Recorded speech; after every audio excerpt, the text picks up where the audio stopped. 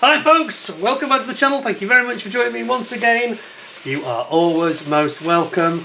Well, we've had a few mishaps on this show over the years and we're celebrating 10,000 subscribers, so thank you to all of you. Are we going to have another mishap? Am I going to set the place on fire? Did I melt anything? No, it all went according to plan. No fire. Well, I don't think so anyway. No fire. We've got a nice cake to chomp. And we've got champagne to celebrate 10,000 subscribers. So I wish I could give you all a sip of it. Fortunately, that's not possible.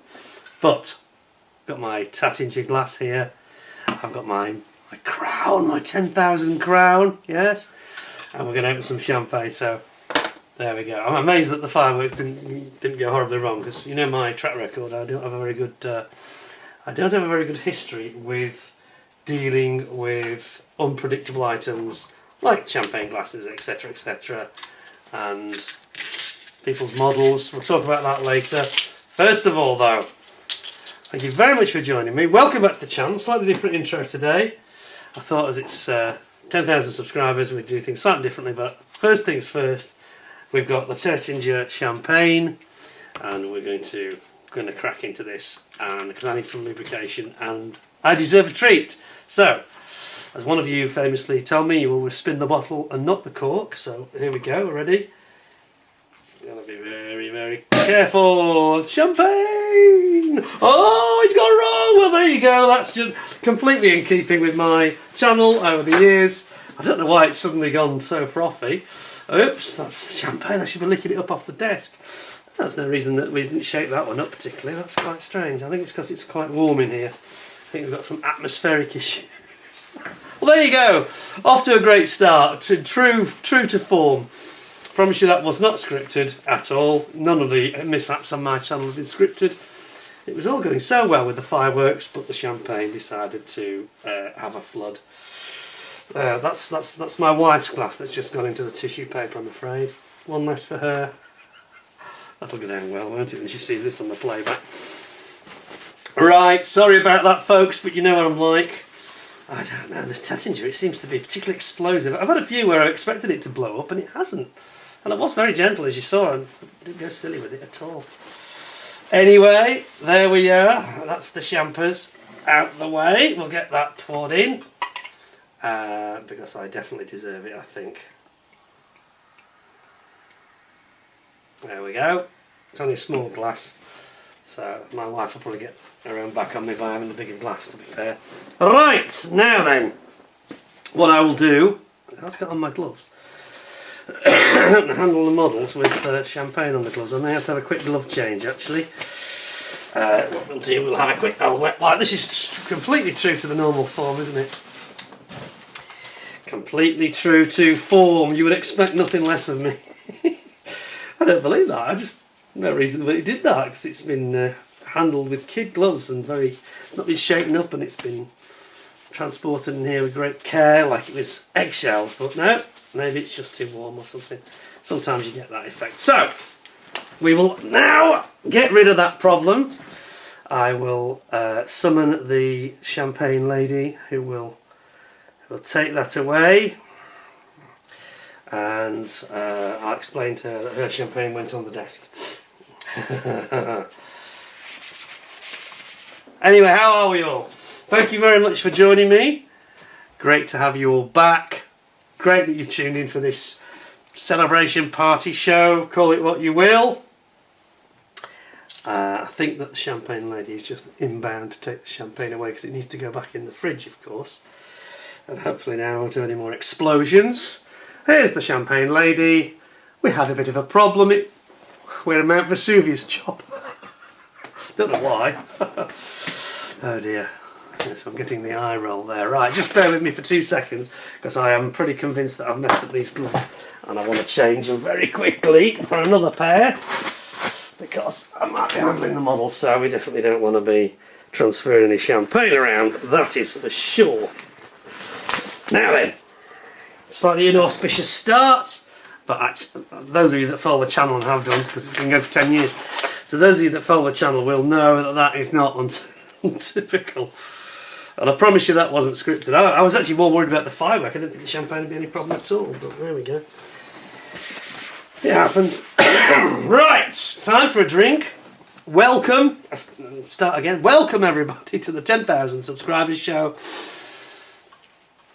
Time to sit back and relax and have a few laughs, and I think we've kicked off with that already, haven't we? What a start. Oh, you couldn't make it up. Honestly, I'm baffled by that. I thought it was going to be fine. Cheers to all of you.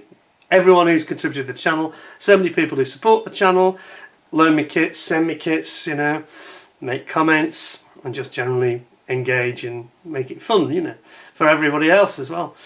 Cheers to all of you. Hope you all enjoy a nice relaxing drink. Cheers.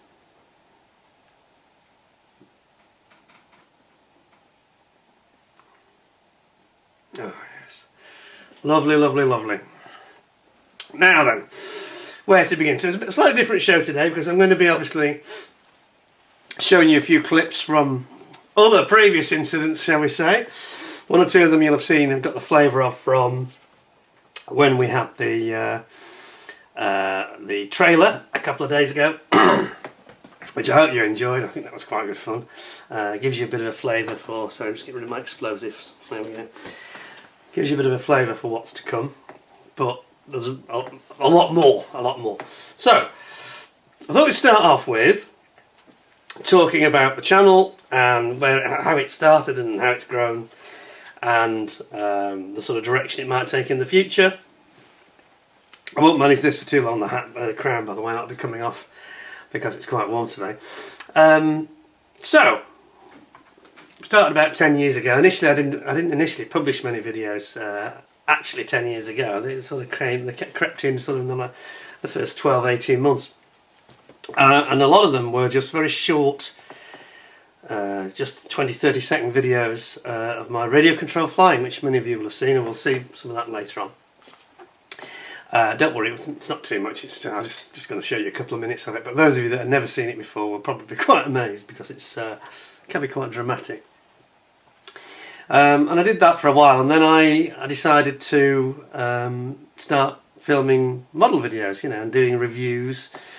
And I just gradually sort of organically started because I started doing the Matchbox kits, of course. And that was very, very popular, and people seemed to really enjoy them. I have a stash. We're going to talk about stashes as well shortly, but I have a stash, of course, of about 150 Matchbox kits. 95% of them are mint, really nice ones. So they do lend themselves to being, you know, on TV, so to speak, because they're really good examples, and they take people right back to their childhoods.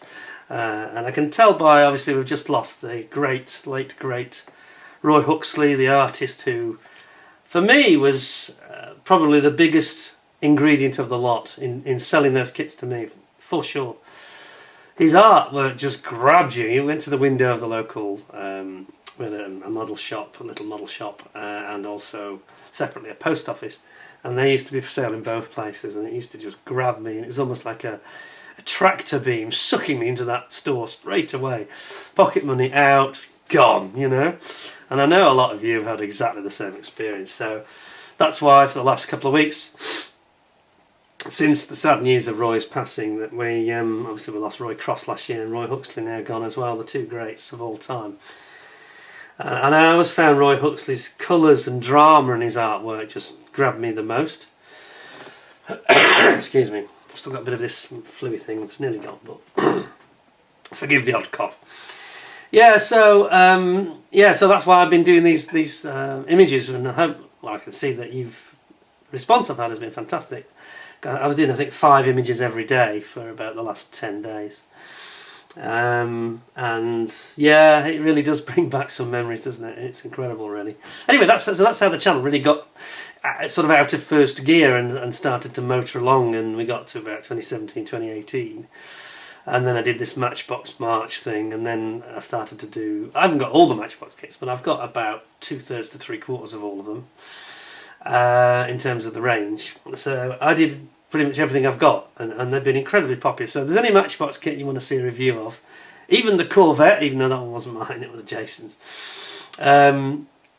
just put in my name, Peter Oxley, and then Matchbox, and then what the plane or tank or whatever it is, and there's a good chance that you might see. I didn't do so many of the ships and some of the later stuff, but during the Lesney years from 1972 to 82, 10 years, you will find most of them are there. So something for you to enjoy. Anyway, moving on. So we're going to start now. I'm going to show you a clip coming up, which many of you will have seen, and it is the most popular video on my YouTube channel. It's up at 1.1 million views, which is a lot, and in a league of its own, really. Nothing else is even close. And it is the American Air Force's F-15E Strike Eagles taking off from Lakenheath. There's 8 of them. I won't show you the whole 8 because it's 3 or 4 minutes, but I'll just show you the last 2, which are probably the 2 most dramatic, because the first you'll see takes his time and seems to be the loudest to me, and then the final one just cannot. He's in such a hurry to go. He's the last one, actually, as you'll see, because you'll watch me follow him right up into the sky. But in the full video, there are actually 8 of them doing this incredibly rapid, like emergency QRA style of takeoff, and it's very impressive. And I recorded something similar 2 or 3 times, and this was the 3rd and last time, having learned from 1 or 2 errors, and I got it spot on, you know. And the weather was right, the wind direction was perfect for the sound. It blew straight toward me. And it was literally like the planets lined up, and I got a really good video out of it. Anyway, see what you think. Those of you that haven't seen it before, bear in mind that the version you're seeing within this video, that some of the HD quality will be diluted, I'm afraid, but it's just the nature of the process. And if you go and watch, I'll put you a link, you can go and watch the original undiluted version. It is quite impressive.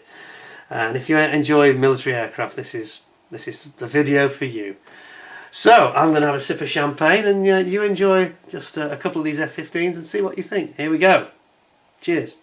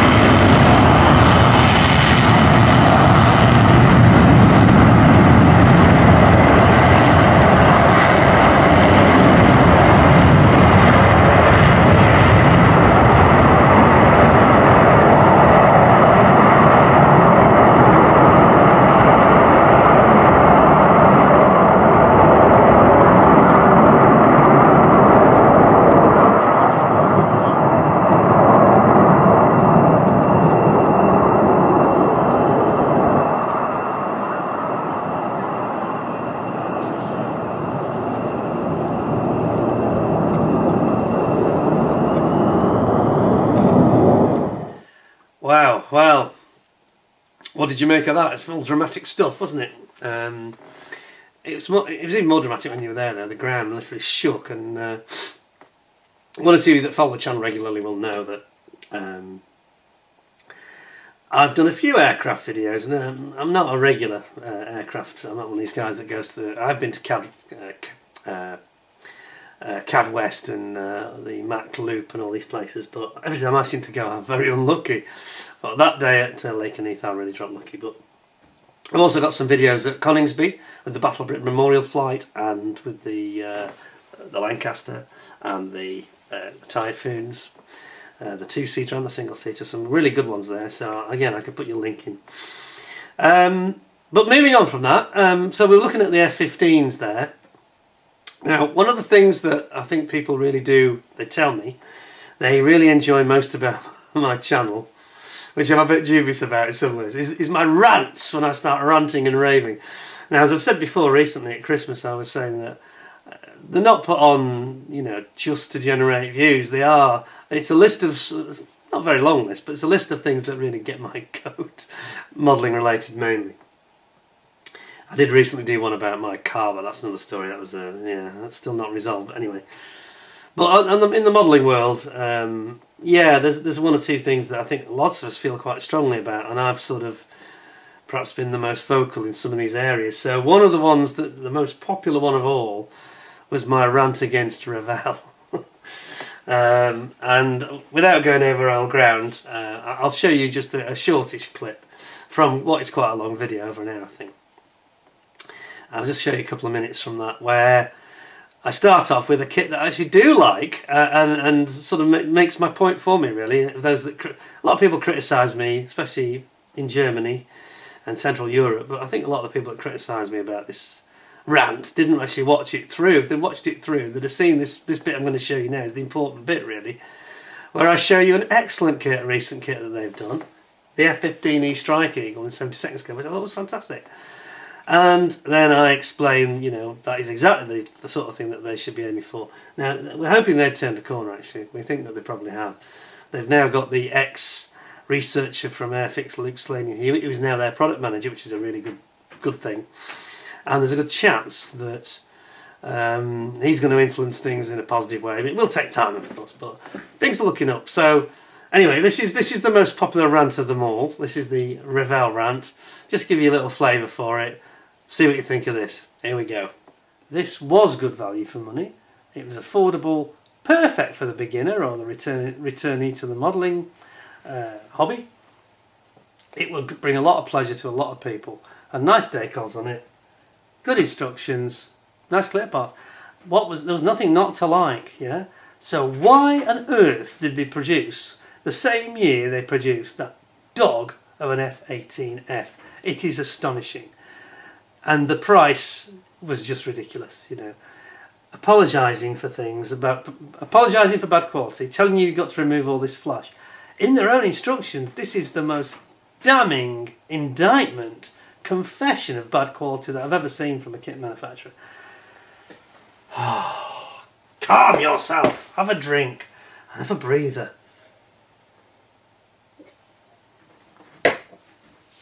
That's my 2 on Revel. I think you can see that I've been fair, but brutal, because it needs brutality. What are they doing? If I was a German, I'd be even more angry than I am, because it's undermining their brand Germany, you know. The Germans don't do rubbish like this. What's wrong with them? It's just incredible, you know. I've always expected great products from Germany, and, you know, along with the Japanese and the UK, they're probably the three of the best engineering companies, and the USA of course, but certainly in terms of premium engineering and innovation, these are countries that normally lead the world, but that just doesn't feel right. And I think if they don't get a grip of this, they're going to be out of business. Nobody wants that. I don't want it. I've just shown how enthusiastic and delighted I was with that F-15. It was beautiful. And I said so, you know, you see it in the link. I said, this is not like Revel of recent. This is fantastic. So they can do it. They just need more focus. Why they couldn't kick that terrible F-18 just back into production and say, guys, either sort this out or you're fired, frankly. Because for something like that, can you imagine Tamiya ever producing something like that at any price? Absolutely, just isn't in their DNA. You know, people would be sacked on the spot, and the design team would be replaced, and the production team as well, because the actual quality of the moulds was obviously bad. The flash, the finishing, the QC, there isn't any, and it's almost as though the person that wrote their instructions on that Hornet, Super Hornet, was left to clear up the broken crockery. You know, of a disaster, an absolute disgrace. You know, and. You know, I moaned about Kinetic. Well, this is a new low in the industry, I think, from Revel. Yes, I didn't exactly hold back there, did I? Talking about Revel, I really gave it both barrels. Anyway, there we go. Now then, apart from rants, the other things that one or two subjects that I cover that people seem to quite enjoy, and I do enjoy doing them as well. One is about various sort of issues that surround modelling, not the obvious ones necessarily, but things like techniques, trends. You know, we have these things where people get into a certain way of thinking, I think, and there's two schools of thought. Some people are very traditional, and some people are all about the latest new thing. And I often caution about being either of those things. Try to walk a path down the middle if you can. But one that really does seem to amuse people, and has certainly been interesting in terms of your feedback, the viewers. It's been amazing. And that is when I talk about stashes. Now, having a big model stash, that can be a problem. And then it depends what you mean and what you call big. And it depends how much money you've got, how big your house is, or your storage room, or whatever. All these things have an impact. So basically, I did a series. I've actually only done 2 of them, but I did a show called "How Stupid Is Your Stash?", where I start to question, why are you buying these kits? Not criticising anybody, just questioning, just making you question yourself. Think, am I buying? Is this a collection? Like a hoard, like I have with my Wingnut Wings kits of the precious. We'll come back to that in a minute. Or is it actually a stash of kits you're going to build? Do you ever get to build them, or are you like me, with all the best intentions in the world and you never get around to it? We will see. Anyway, have a look at this clip because there's some very amusing feedback from a few of the viewers. I thought I had a bit of a problem with this, and I'm not sure that I do now. Not sure that I do. So, see what you think of this one. Last time, a stash by its very definition is a hoard, a secret hoard of your most treasured items. In my case, it's mainly Matchbox and Wingnut Wings and Tamiya. Those are my 3 probable favourites. Then there's ICM and Airfix, and we've got many others. Border, we've got Fujimi, we've got Academy, we've got all sorts here. Even Brengham. And the new Qatari as well. But you, as I said last time, you may be more keen on your Great Wall Hobbies or Edward, etc, etc. We all have our favourites. Anyway, the point is, this gentleman I mentioned, he said I've got 1,800, so he's got 9 times as many kits as what I had. And I put in the comments, and this is quite, I can't hardly believe I'm saying these words, but I put in the comments that, joking, I was only having a bit of fun, and I said, to the gentleman who said, I've got a stash with 1,800 kits in it, I say to you, get help. An alarmed face, you know. Well, the funniest part of this whole tale from them doing that video was that about maybe 7 or 8 weeks later, somebody also in the States read my, he watched the video obviously, and then he read my comments and he was laughing, and he said, buddy, I've got 6,800 kits in my stash, and I actually bought the property next door, the house next door, when people moved out, and sold the house, and I bought it so I could actually keep my kits in it. Now this one takes the cake, okay? And suddenly the guy with 1,800 seems reasonable. You couldn't make it up. I mean, it's just, I was like, what, is he serious? I think he was serious. He said, yeah, it just became ridiculous. I had to buy the next door property for his 6,800 kits. Now, he didn't say what they were worth, but I can imagine, even if every kit was sort of, you know, I don't know, $50 average, you know, do the maths. It's and this is on top of buying the house just to accommodate them. I've never encountered that before, so I'm telling you like it is. I couldn't find I tried to find the comment just before I came on air, but I couldn't find it. It's in there somewhere. It's in there somewhere. But my God. So I haven't got a problem. Clearly, there's no issue here. It makes us, many of us will now feel a lot better. We don't really have a problem, or do we? We need to now assess carefully between us all what the learnings were from my video, what thoughts it provoked, and whether it made us have an epiphany and see the light, stop buying things we don't need, or, in the case, I'm thinking of one of my regular subscribers and friends, he said, I haven't got anything like, I've only got a dozen or something, or words to that effect. It wasn't many. And I said, you need more. So maybe some of you do need more. Okay. So, how many of you have bought a new house then to accommodate your model collection? To get the stash a place to live, that's incredible. I still pinch myself that really happened. And I think it was genuine, so it just goes to show you There's always somebody better model than you. There's always somebody richer than you. There's always somebody with a bigger house and a bigger stash than you. So don't beat yourself up too much. Right.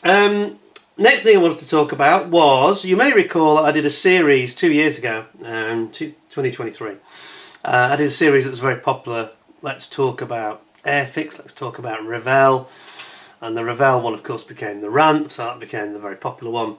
And I did it about most of the big manufacturers. And I was about to do, I think it was the last one, I think it was going to be Tamiya. And I got I got an interruption that was very unexpected, right as I was about to start filming.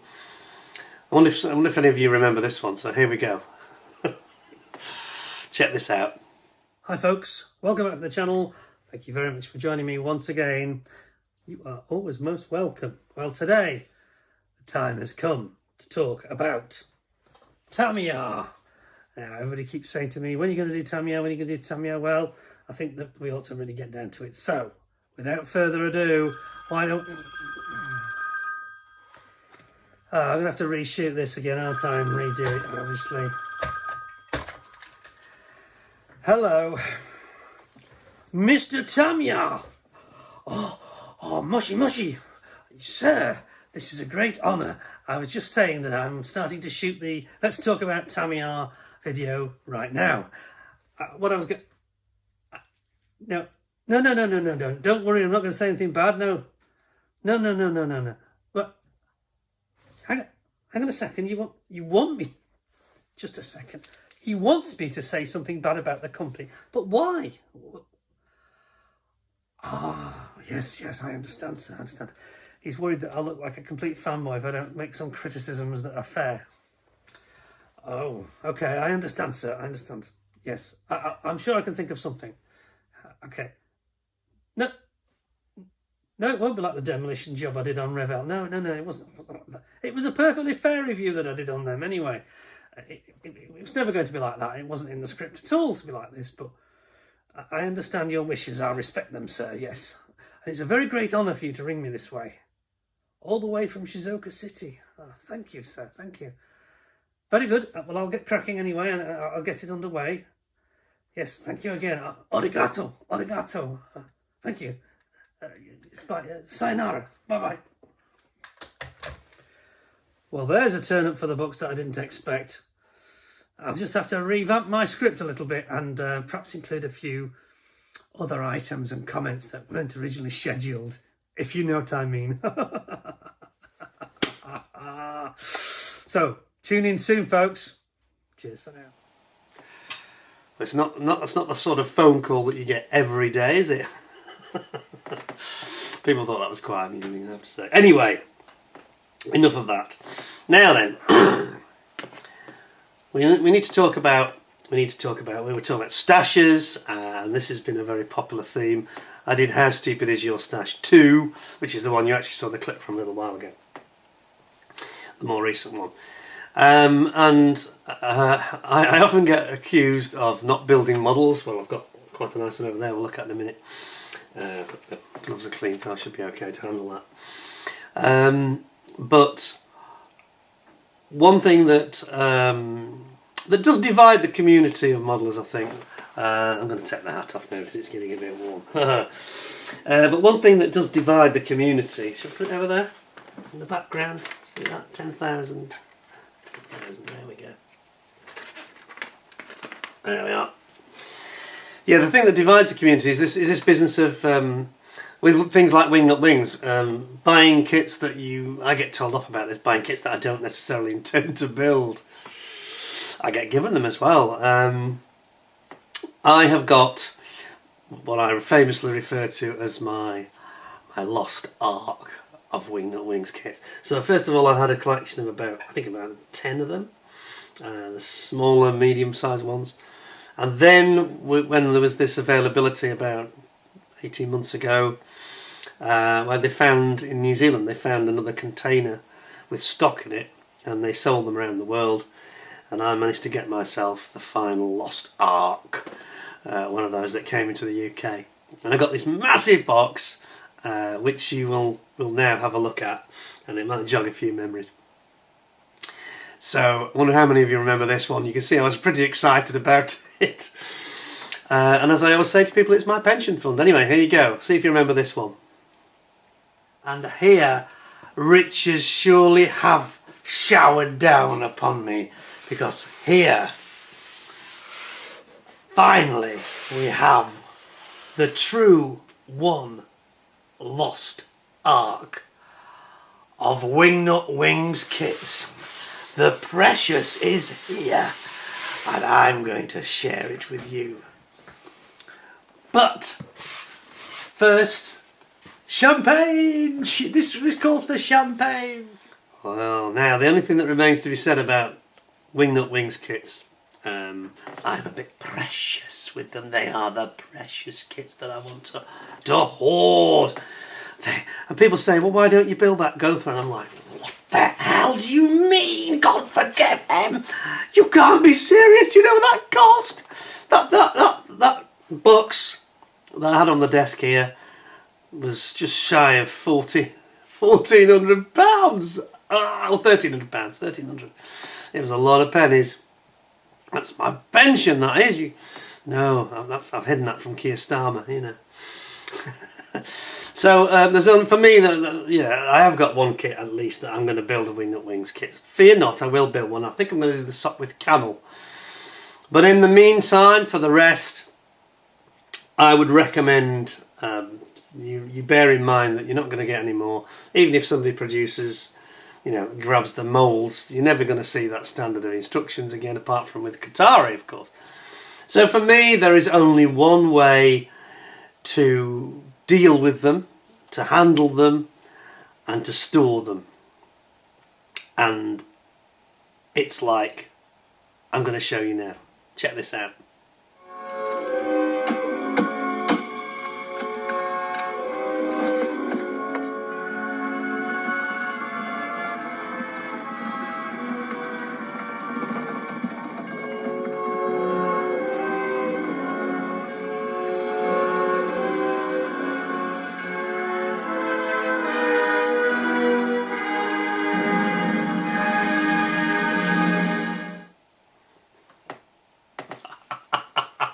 Never to be seen again by mortal man in the secret warehouse with the rest of my stash. Yeah. Anyway, there you go. So that's what you should be doing with your Wingnut Wings kits, I reckon.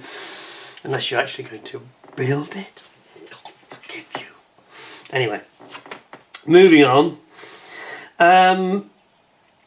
Going back to the rants that were so popular, another one that is a common theme, I think a lot of people feel very similar to me about this, and that is when I do, of course most of what I do on the channel is reviews, kit reviews in the main, and I do all sorts, anything catches my eye. I do the ICM ones, of course, and one or two others, but Airfix 2, Revel, anything interesting, Tamiya, etc, etc. And I do a lot of the Chinese kits as well, especially the better ones, in fairness. But there is one thing about the Chinese kits that really gets my goat. And I did, let's talk about the Chinese kit manufacturers. I didn't want to do them on an individual basis. I sort of lumped them together and talked about them one by one. And yes, I think that this was another very, very popular video 2 years ago. And quite a lot of you were agreeing with me when I was complaining about things like instructions. Let's take a look. Let's take a look. Here you go. Here we go. Can you spot their deliberate mistake? So this is supposed to be the Focke-Wulf 190 A6 from Border, which they call the Messerschmitt FW 190 A6. They cannot even get, talk about call-outs and instructions, they can't even get the name right.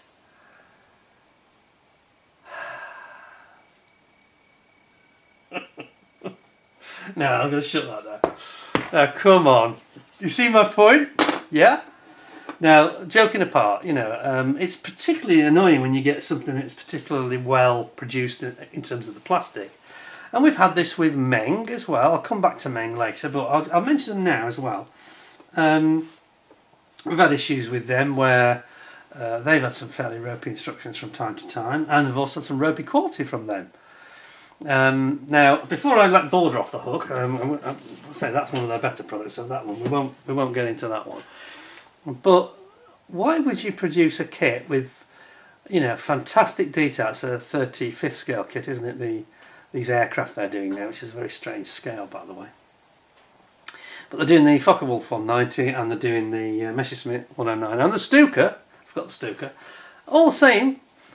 No call-outs for paint. You've got no idea. You've got to research every part of the bloody aircraft and get, you know, a colour call-out for every part of it if you want to do it accurately.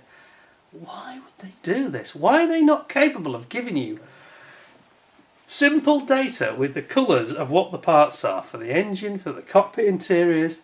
What's the matter with them? Do they think they don't have to do that? It's just weird. No wonder they show in their promotional literature, they always show an unpainted model. Oh, no wonder, because they don't know how to paint it. Again, I wasn't really holding back there, was I?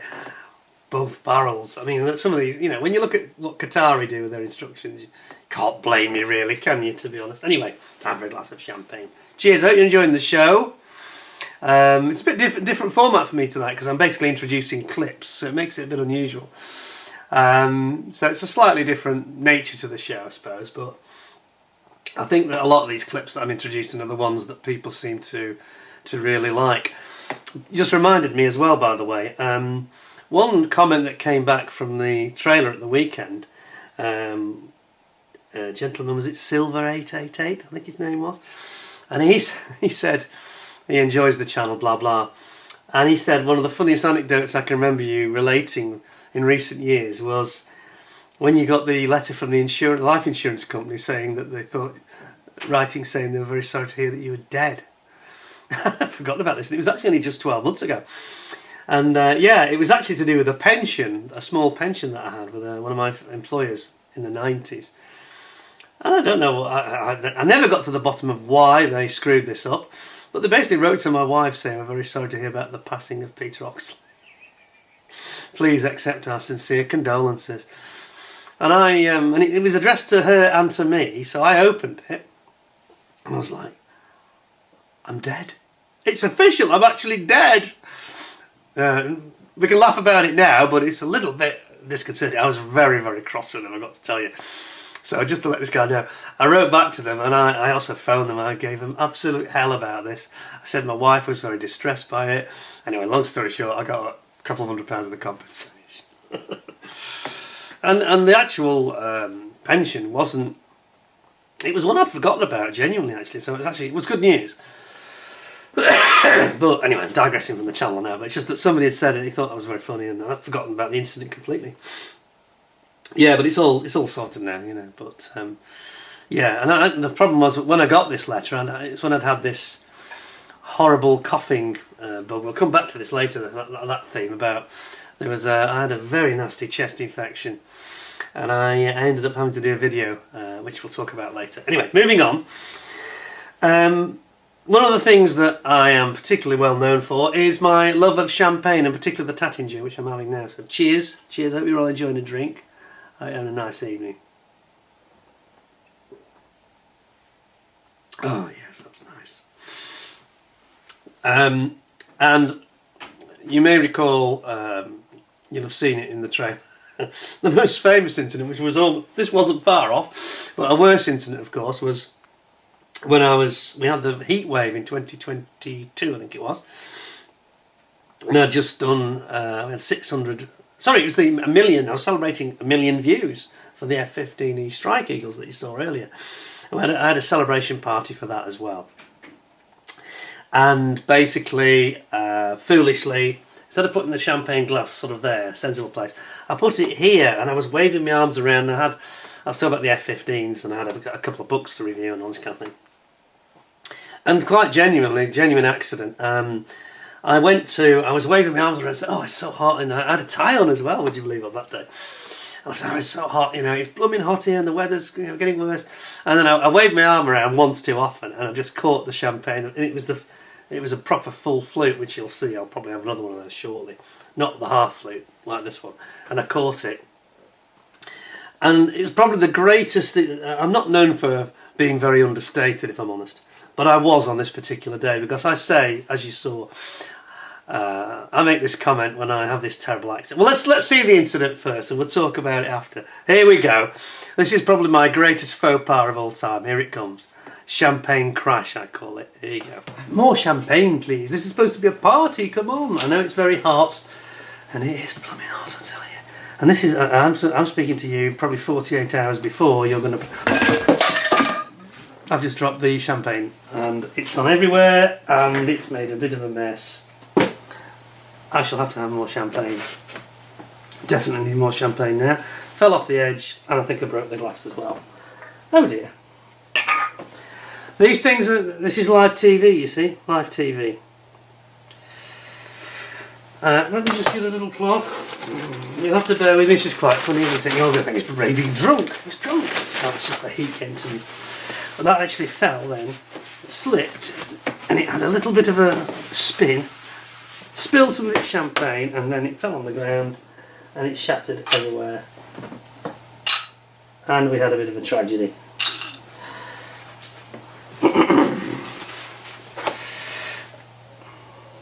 I shall just request a new glass while we're at it, because that one's... We can't say it's not shot live now, can you? We had a little bit of a problem. A new glass? Yes, because unfortunately we've had a bit of a tragedy. It's okay. Thank you. Thank you. Oh, my assistant never lets me down. Look at that. As if by magic another one appears. Well, I deserved a slap for that, really, and she was very nice about it, wasn't she? Look at that. So, what I did wrong was I just put it right on the edge, and that is always dangerous, isn't it? What a clown. I remember Jason at Model Kit Stuff said, "Oh, I would have edited that out," and I said, "You are far more professional than me." But now I've still got that, you know, it is very funny. People seem to love it. But it was, as I've said, it's the greatest understatement in my life, probably, when I said, oh, I went down here, and out of shot, thank God, I just moved the F15. It was right here. I just moved it, and I moved it just the right distance, another inch shorter, and it would have had champagne all over it. And it was the Revel F15 here, which I did a fairly nice job of.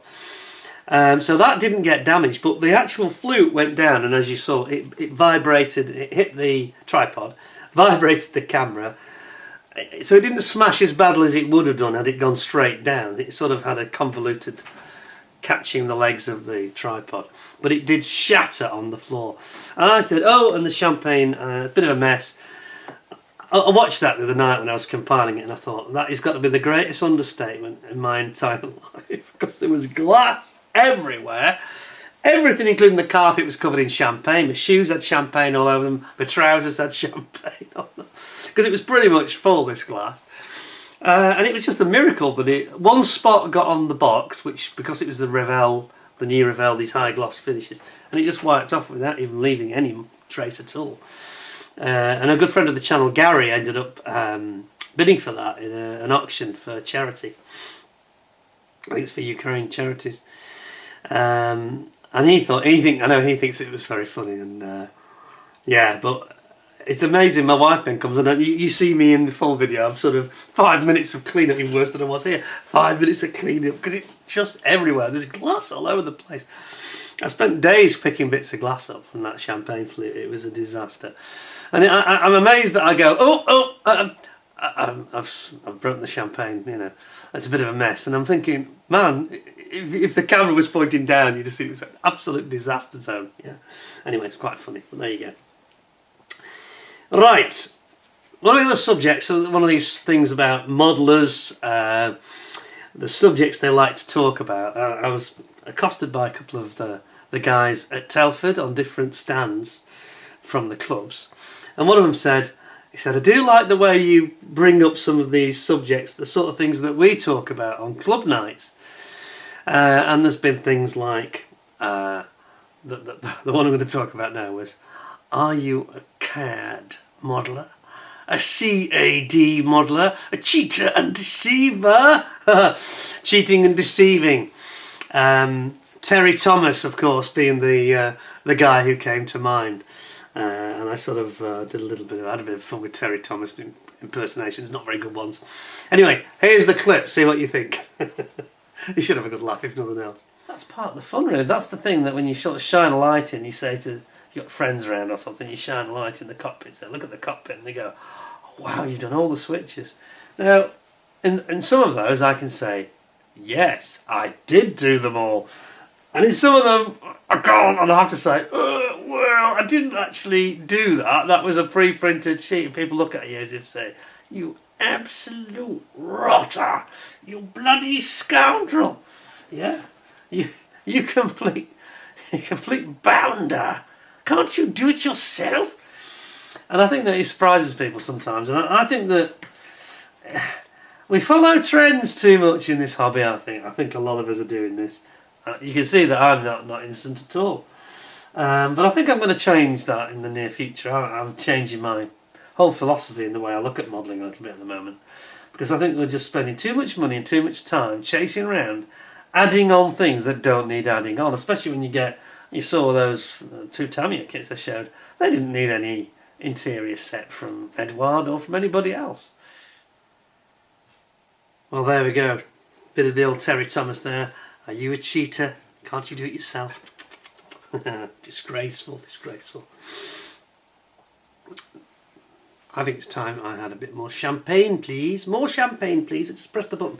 You see, what I do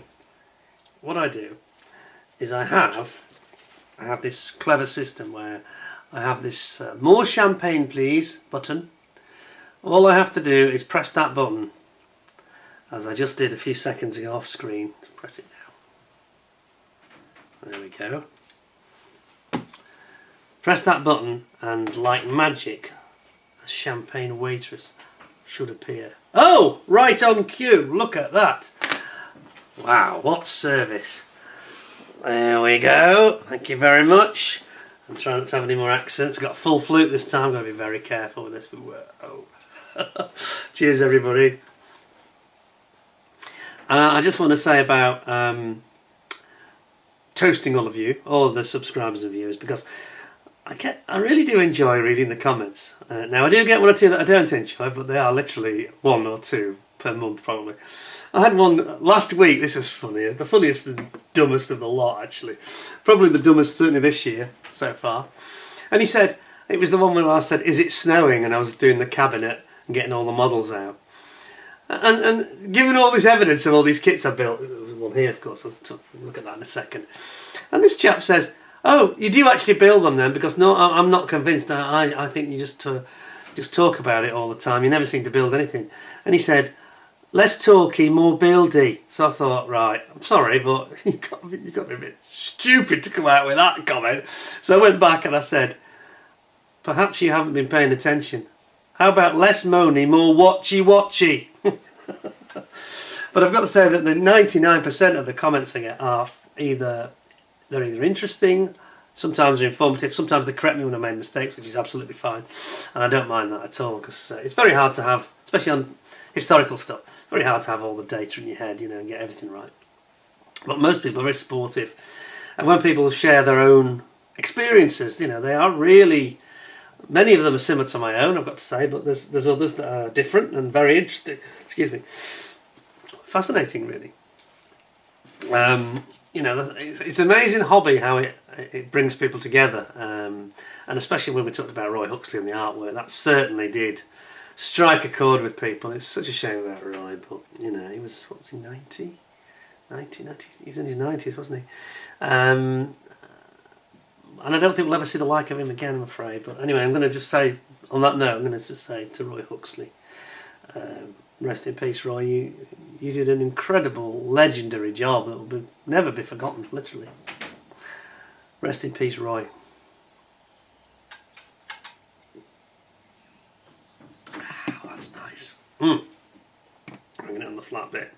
My own interest. Anyway, so back to the thing that you really like the best, me ranting and raving and getting particularly angry. Now then, another one that was a very popular video and I got a lot of stick over, terrible stick, was Edward. I ranted about Edward, and I got to Edward and I was like, I mean, when I did the Revel one, I was like, oh, I just wish I'd never started this series because that was negative. Not, as you saw, not entirely negative, but overall pretty bad. But, you know, things can only get better. Now, with Edward, I was super frustrated for different reasons because, of course, they do such great subjects and the plastic's brilliant, but I just seem to struggle with it. I've had a few of their kits that have just not gone together well. The Tempest wasn't as good as I was expecting. The Mirage was shocking, albeit a bit older. And even the Zero, the Tora Zero, didn't have a good experience with that. Especially about their decals. So let's talk about Edward. Here's a clip. Here you go. Watch this. The other elephant in the room. The second thing they don't do well, and this is the most silly thing they've probably any model manufacturer in recent years has done, and that's they've gone to these new decals. And I've got the decals here for the Tora. I'm going to zoom you in. Now, many modelers, some of them even more experienced and greater modelers than I, agree that there's something very strange about their decision-making process. So here we've got all the many options. I mean, this is one thing that Edward are really good at is they, you know, to give some puns, they're very good at giving you a whole package in a box. So you get, you know, in some of the boxes, I know the Profi Pack ones where you get mask set. Sometimes you get the photo etch instrumentation sets. You get your decal. Everything is there that you need. That's one good thing about them, which makes them seem quite good value. Until 2021-22, when they changed to this new system of decals. Now Edward did have some misfortune. They had a big fire in their warehouse which wiped out a huge amount of their stock. Quite a financial blow, I'm sure, so that was very unfortunate, and I think everybody felt very sorry for them. But they decided that they wanted to go in-house with their own decals, which is fine, there's nothing wrong with that per se. But the execution of this change in the decals has been a total disaster, yeah? And again, before somebody starts screaming and shouting and saying, I can do them, yes. Jamie Hago did a couple of videos, didn't he, not long ago, where he showed it can be done. It can be done. If the wind is blowing in the right direction and the sun's out, and you know you've got your 4-leaf clover and everything else, you know, it requires the look of the Irish to make this work, quite frankly. And there's two problems. One, and the main change is they did a blind swap and they changed these decals to a new design, a new concept, without telling anybody, without any note in the instructions, nothing to tell the modeller that this was a different concept. And the point is here that the carrier film on them is on the top, not underneath. So what you do is you apply your decals and then you have to peel off this carrier film off the top of the decal, and this can lead to a lot of problems. You've got to know about it first of all, which is several people ruin models. I think even Phil Flory, was it Hellcat or something he was working on? I think even he had to repaint a kit because he had this problem with their decals. And he's not alone. He's not alone. Many modelers suffered this. I didn't, because at the time I wasn't building an Edouard, but it has frustrated me, the sheer stupidity of the decision to A, do it, to B, not tell anybody that they were doing it. What were they thinking of? What are they still thinking of in carrying on with it? So what you do is you have to peel off, very carefully, peel away this top. And the argument that they've given is it gives better conformability. The decal is much thinner and conforms over detail like panel lines and rivets and things, and gives you a much more painted on look. But what they forget is just the aggravation and the time in trying to work these decals. It's not going to be, and this is the thing, of course, at the end of a build, when most of us modelers want to get the thing finished and put finishing touches on it, and it turns into this huge uphill battle which can take days to sort out, especially when you've got, I mean, this is not to have the Zero obviously, but you've got things like Phantoms or whatever, or models that generally that have got a lot of stencils and things like that. I mean, on the stencil, really? And you've got to go in with tweezers onto your beautiful painted and, you know, top coated model, and you've got to start digging in with tweezers trying to peel off this top carrier film. The whole concept is absurd. And you know, Edward would have been probably in this discussion. Edward, despite me having a couple of bad experiences, granted, but this is just put them sort of in the dot with Kinetic for me a little bit, because it's so dumb. There's no need to do this. They could have just got their, you know, decals from Cartograph, which is what they were doing before, I think. And actually, the Falklands 190 has got the old type decals, which I'll show you in a second.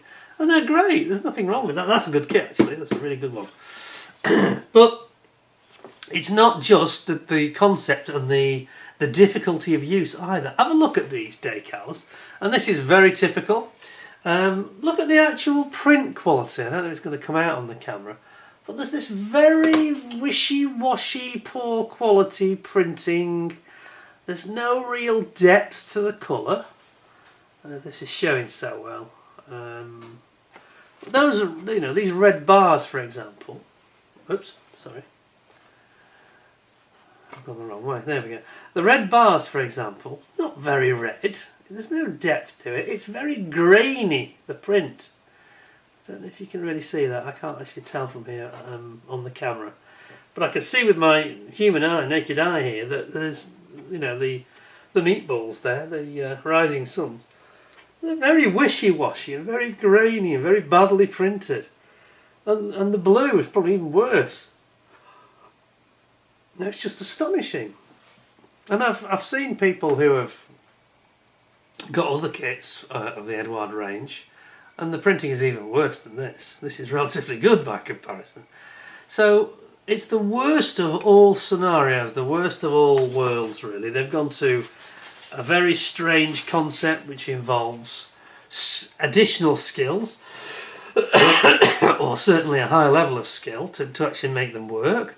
They didn't tell anybody, which is stupid. They've even had to make videos now showing you how to do it, which they should have done at the beginning, or include instructions in the kit, you know. But the print quality is dire. So they just got to go back to square one on this and start again, because they've made such a mess of it.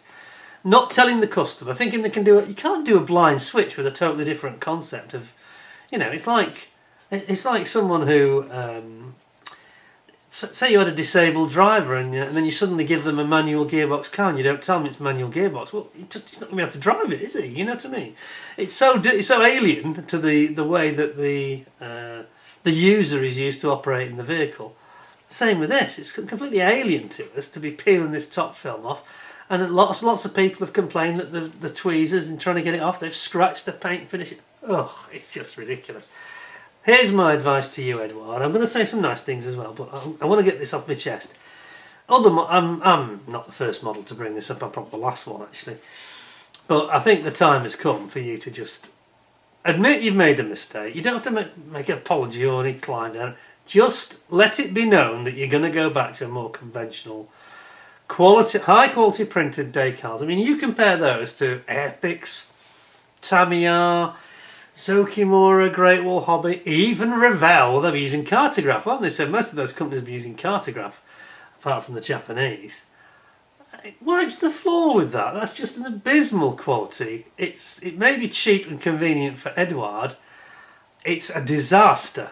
And I was talking to somebody else about this about 2 weeks ago, and I said, I wish I could see the actual real-time current sales for the last 2 years of relative manufacturers. I am confident that Edward's sales have taken a bit of a nosedive about this, because any modeller, I mean, before, you know, a younger modeller could pick up an Edward 172 kit and have great fun with it. You know, they'd be usually fairly easy to build and very detailed and give a great result. Well, they wouldn't touch it now, because as soon as you get to the decals, they're going to have a complete train crash at the end. It's going to ruin the model. Why did they do this? Why did they not see that this was going to be a problem? I mean, it makes no odds, but I think that they're losing business over this. I'm not buying any. That's 2 years ago. I've not bought an Edward kit in 2 years at all, of any description. Nor do I plan to buy any.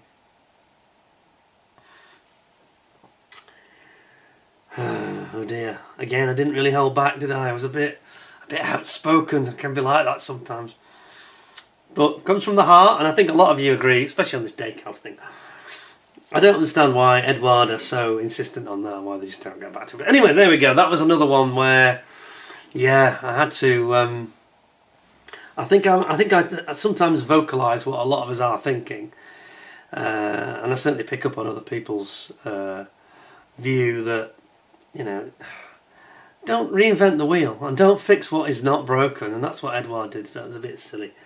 I do hope that they change things in the future, either improving those decals or just dropping them. But I don't mind which, really. But I don't wish them any harm. I don't wish any of these companies any negative outcome, because they do such interesting subjects, and they some of their concepts when they do these different trophy packs and different weekend editions, and the fact that Edward are famous for giving you multiple schemes, you know. But the trouble is they're no good if you can't actually use the decals that they provide, so that's a bit of a problem. Anyway, we move on. We move on.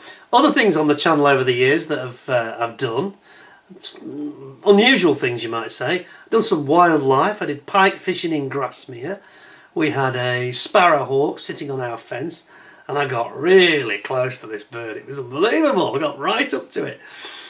So that was quite amazing. We've had other things like birds, you know, and we've had I had a go at astronomy, but that was not my finest hour. I forget that. I just haven't got the camera, or you need a telescope for that, really. Which I did used to have, but I got rid of it, unfortunately.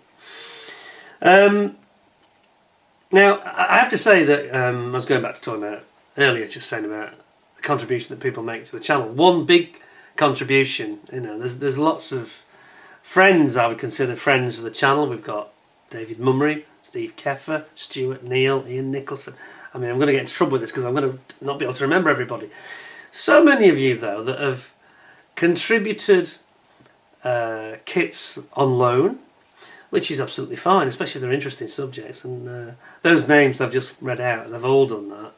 And there's many others of you have done as well. And there's one particularly memorable one. Ian Nicholson, by the way, he's just lent me 2 Formula 1 cars. We'll be reviewing those very soon.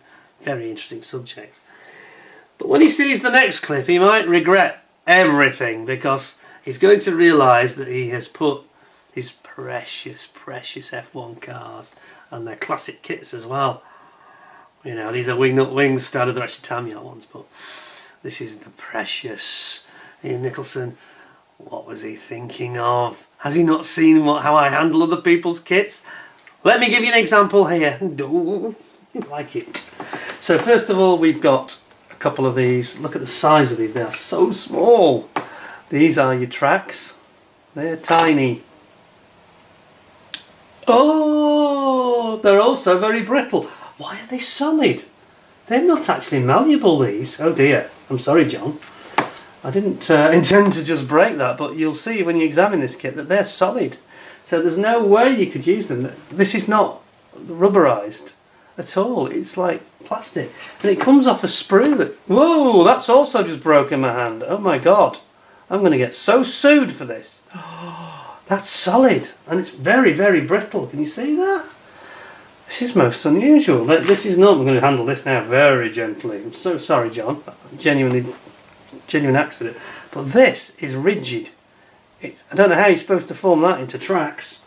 You're not gonna. You're gonna have to get some alternative ones. How very strange. Has age hardened it? I don't know why that would be. I've never seen this before in any other Matchbox armoured vehicle kit. They're always very soft, like a plastic rubber band, elasticated. This isn't. This is a... Maybe it's because it's this metallized finish. Oh my God, that's come off in my hand as well. I don't know if I should stop the video. The end has just come off as well. Not that you could use it. That's just a rigid piece of plastic, as is that. You're never going to make them into a track. Oh dear, I think I've got some apologising to do. I don't know what to say. This is the risk of live unboxing somebody else's property, isn't it? Right, we're not going to touch them anymore. I can't believe that just happened. They're just solid, and they're so brittle. So brittle, you can't even... I'm not even going to do it. Even the most minor flex and it just snaps.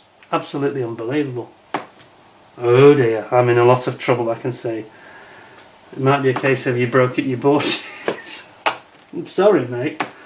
I can't explain that though. You'll see when I send it back. You'll see what I mean. You don't even try and flex it. It just snap. It's so brittle, it's like a piece of glass. Anyway, we'll move on. God. Oh, we've had another one of those champagne smashing on the floor moments, haven't we? Classic TV.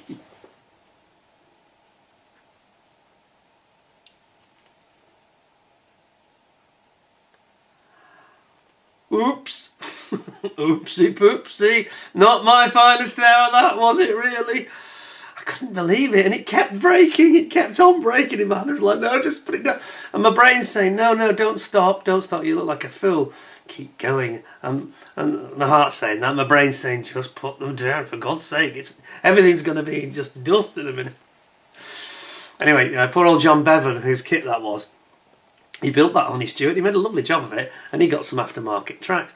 What we think had happened is very unusual with the Matchbox range, because if anything, their rubber band tracks go very soft over years, over time. They go horrible, and I've had other examples where it goes almost to like chewing gum, unusable. But because these were metallised, they sort of went hard. It must have been something to do with the formulation. Perhaps got UV light on it or something, I don't know, but it was most unusual. Not what I expected, but I was absolutely mortified. The idea that I would ruin somebody's... It was perfectly fine when I opened the box, and by the time I'd finished with it, it was worth about its original price, about 30p. Not my finest hour. Anyway, other things that we've had on the channel, going back to the sort of talking about what the issues that modelers face and the challenges about doing kits. One thing that I do, and I think a lot of us do from time to time, is I can be a bit, sometimes I can be a bit of a cheat. We talked about CAD modelers, cheating and deceiving. What about those of you who are a POS modeler? Did I really just say that? You POS. No, I mean painting on the sprue. Really? Well, I did it. Let's have a look at a clip where I'm going to talk about that, because I might shame you, or you might just tell me to go away and mind my own business, quite frankly. Here's the clip. Now, I have got to be honest with you. I often make this comment about, you painting on the sprue, you're bloody ashamed of yourself. Have you got no dignity? Is your skill so low that you have to sort of do it like a, you know, like an 8-year-old or a 9-year-old would do, and just plaster paint on just to make it a quicker build? Really? Is that the best you can do? Really, Mr. Bond, have you no respect for the plastic? Painting on the sprue. Your workbench, your rules, fine, okay, we move on. Now then, one of the most popular rants that I ever did about a specific model was, of course, the Sea Harrier from Kinetic. And this became a very contentious issue for me, because I'm the one that did a review of this kit when it came out, and said how wonderful it was and good value. Not a cheap kit, in the £72–73 when it first came out, which is a lot of money. I thought it was a lot of money. But I said, oh yeah, but it's got everything. Blah, blah, blah. Well, that opinion lasted about a year, until I actually got the glue out and decided to build it, because I wanted to do a tribute to Sharky Ward. This is when he was still alive, actually. For the Falklands anniversary in 2022. 40 years. Excuse me. So my opinion of what a great kit it was lasted about 3 minutes, until I got into the instructions and started to realise there were 1 or 2 problems. Check this out.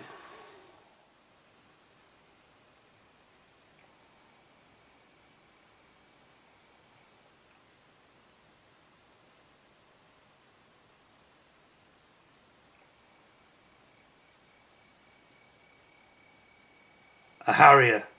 A Harrier! My kingdom for a decent Harrier! Not right. They've got diagrams that are not very clear, and they have this habit of pointing with an arrow instead of showing like you would with Tamiya or even Airfix. or certainly Zokimura would show you this is what it looks like and this is what it looks like after, and you'd be in no doubt at all. Very easy. That mistake Clive made, anybody could have made. And again, he forewarned me about this, and I was like, oh God, I'm treading on eggshells, you know, so I was having to be very, very careful. Calm thoughts, calm thoughts. It's okay. It's over.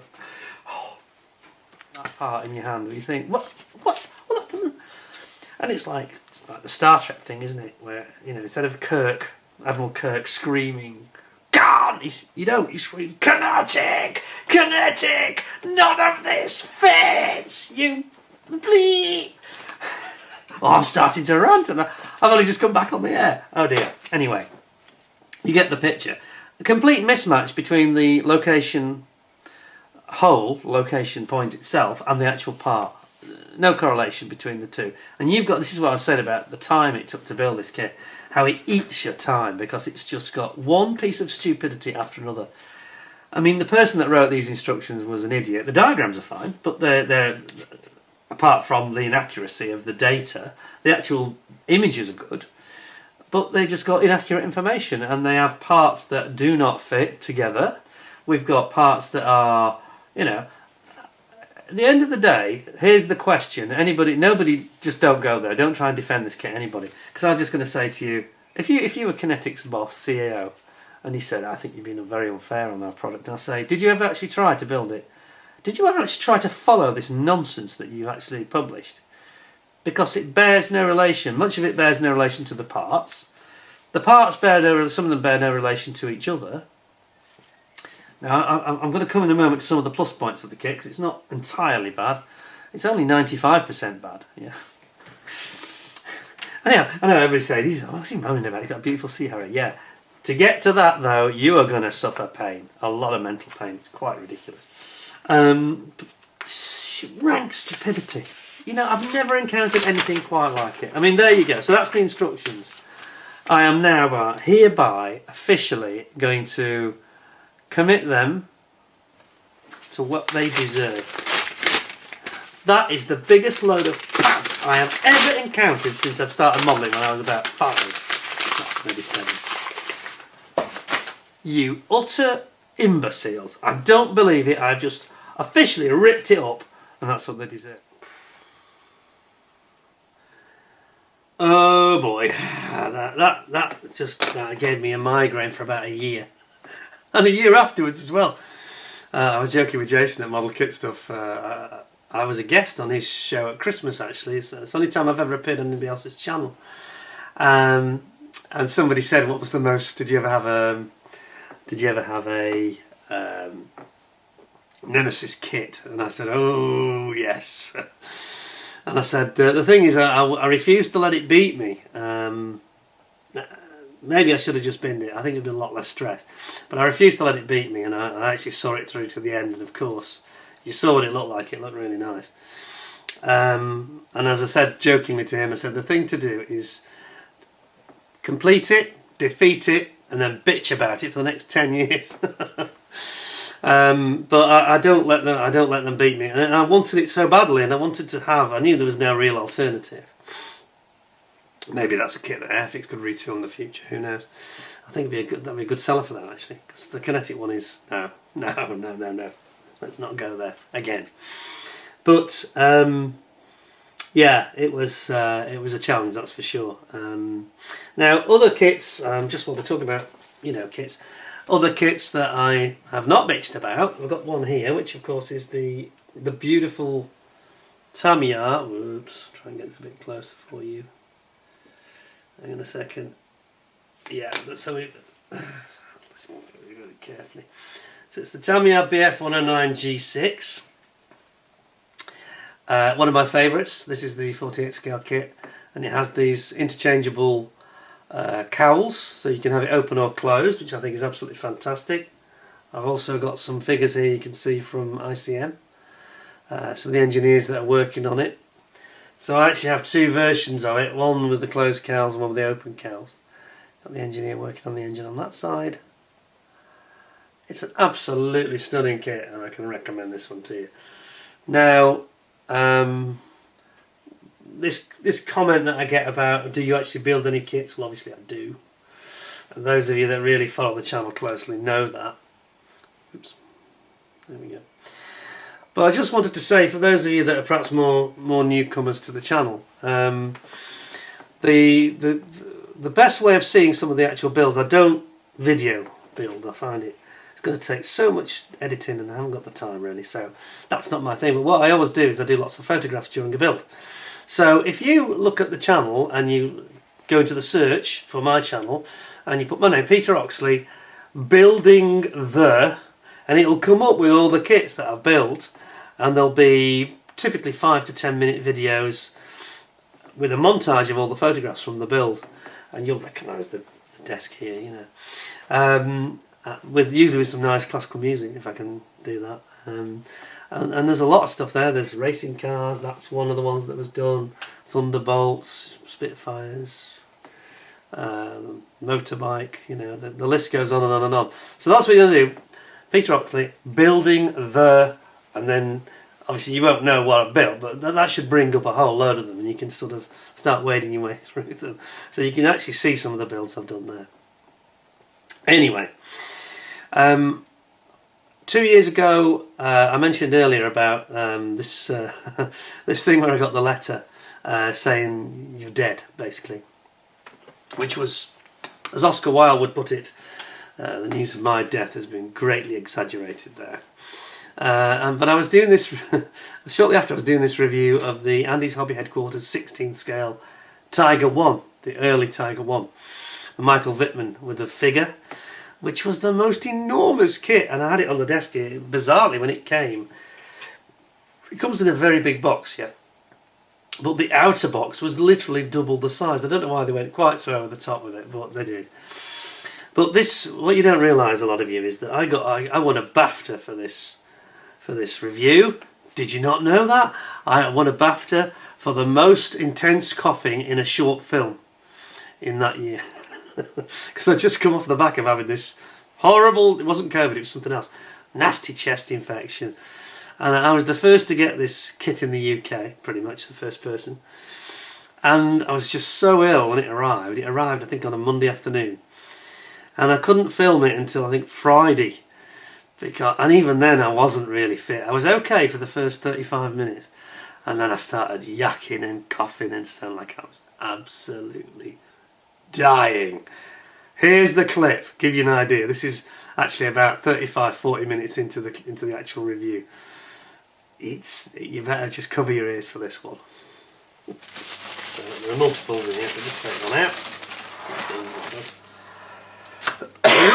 Now then, look at the drive sprockets. Look at the size of them. They're just enormous. Oh wow, that is massive. Look at it, it's almost as big as my hand nearly. That's incredible. And we've got the air fans at the back of the engine.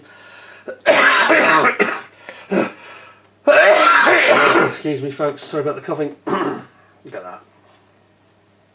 Radiator system there, I'm pretty sure it is.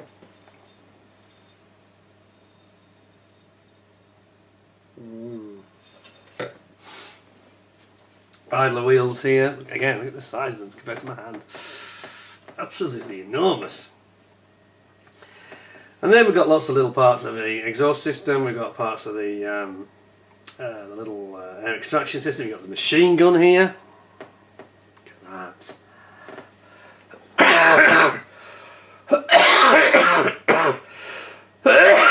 Plague.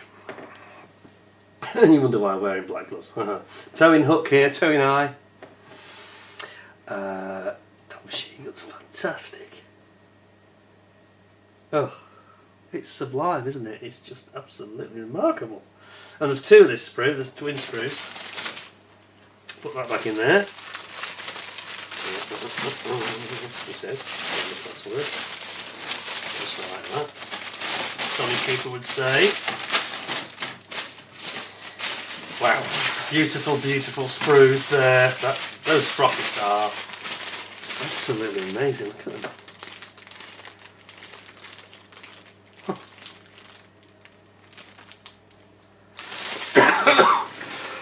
Now then.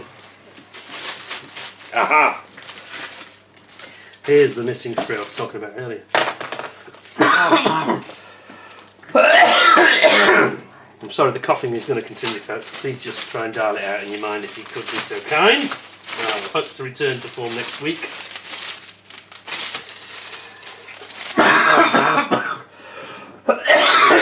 Pretty well compared to what it was like. Now then. Just turn the sound down. You don't need the sound, do you?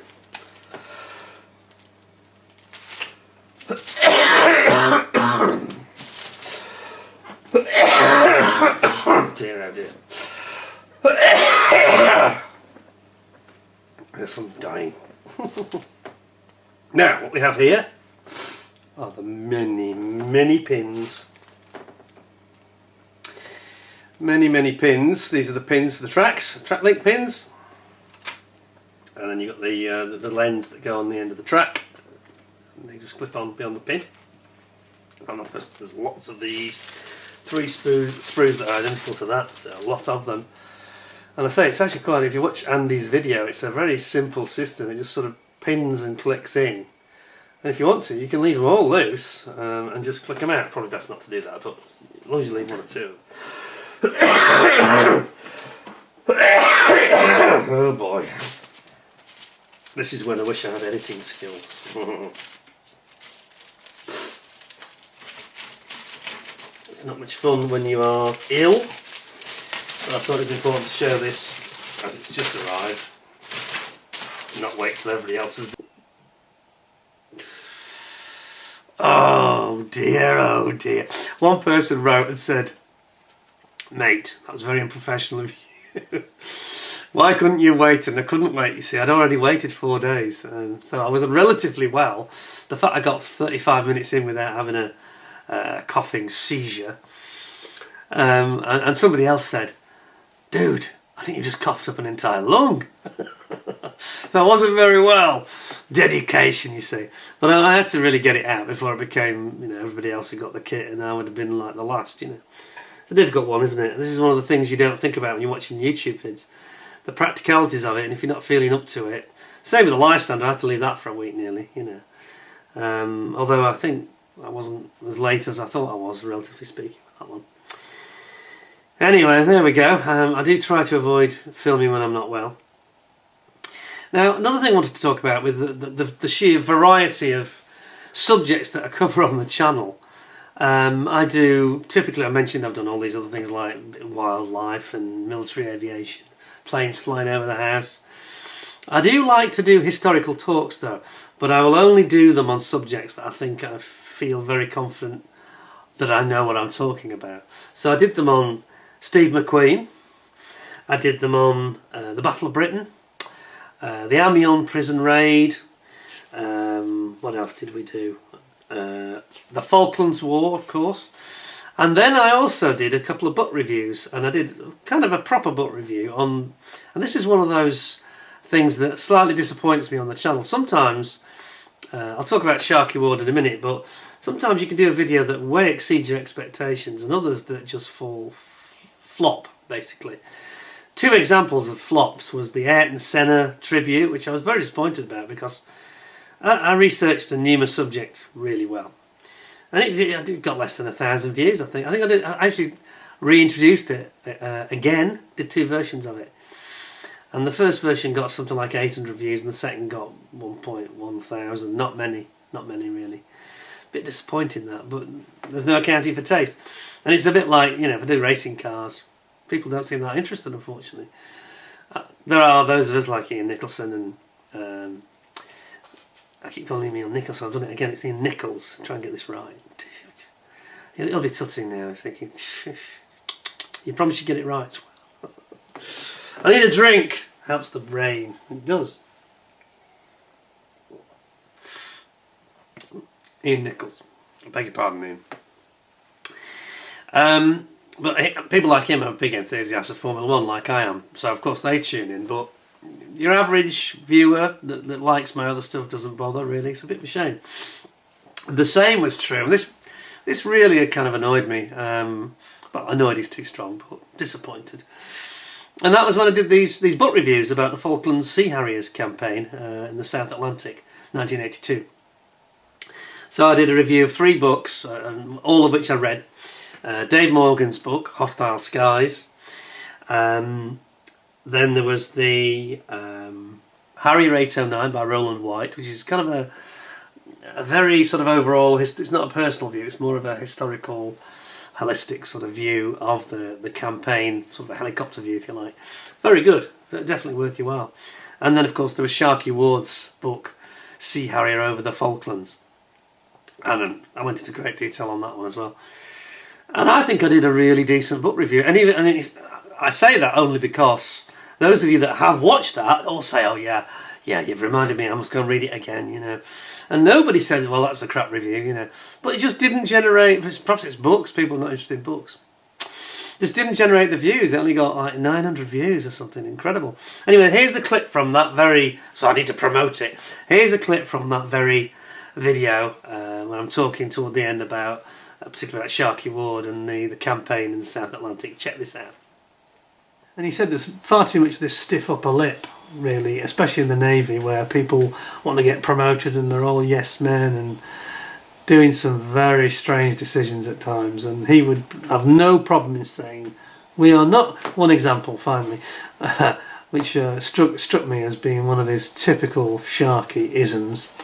They wanted to go and do this a combat air patrol, and they were moving the 2 carriers further out to the east. And he said, well, we need to sweep before we have the final attacks on Port Stanley. We need to sweep to make sure the Argentines don't try and come round and pincer. So they wanted to do an air patrol that was a bit further out this time. And he said, well, have we got any search and rescue recovery facility? What's arranged? Well, there won't be any on this mission. And he said, no, we're not doing it then. And he basically, and then they had this big row, him and Wings, who's the wing officer, wing commander, if you like, responsible on the ship, but doesn't do the flying. And in the end, they had a briefing, and he said, have you arranged now for the search and rescue helicopters? We need to bring that range in a little bit so that they can reach. No, Sharky, you'll do as you're told. He said, I won't, sir. I'll go right over your head straight to the captain, J.J. Black. Which he duly did. And J.J. Black immediately ruled in favour of Sharky, saying, you can't leave men in the water, he'll die. If one of them gets shot down, he'll die. He won't survive. You have to change the plan.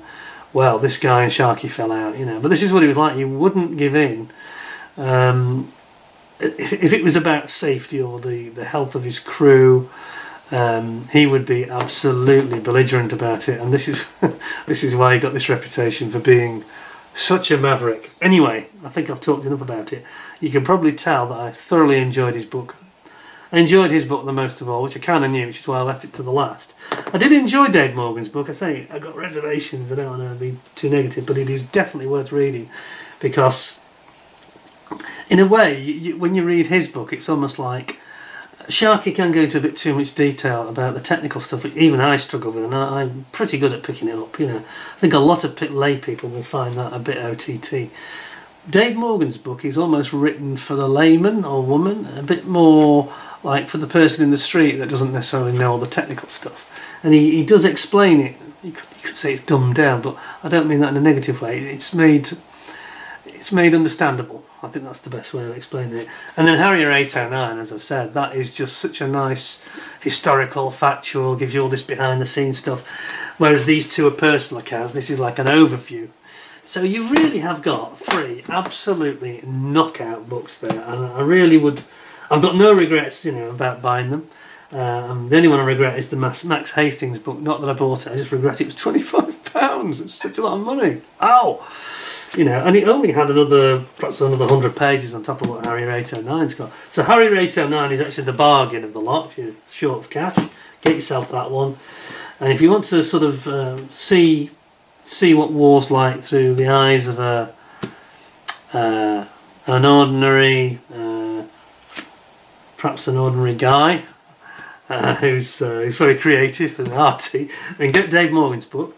And then if you want to really go for the a full military Monty, but be aware there's a lot of military speaking Sharky's books, so some may find that a little bit off-putting. I would recommend to you all of them.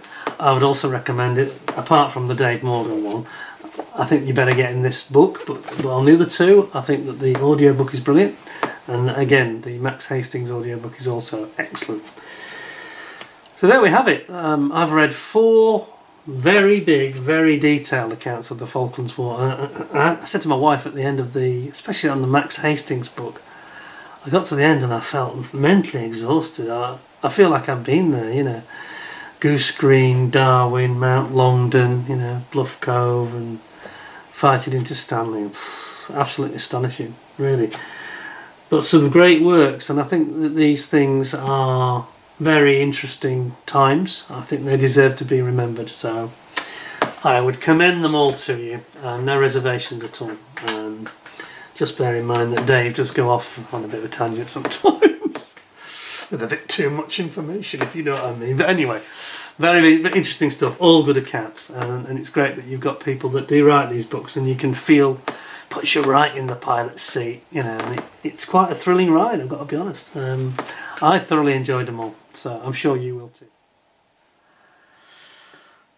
Yeah, I enjoyed doing that book review, and again, I really researched it, and you can set your watch to what I said in the review. It's accurate, you know. But anyway, it's not for everybody, you know. You can't make people watch stuff.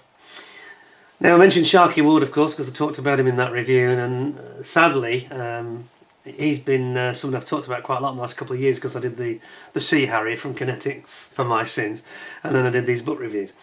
And then sadly, Sharky passed away in mid-May of 2024. And I was quite shocked by this, because first of all, he didn't seem all that old. What was he, 79, I think he was? 80 years old.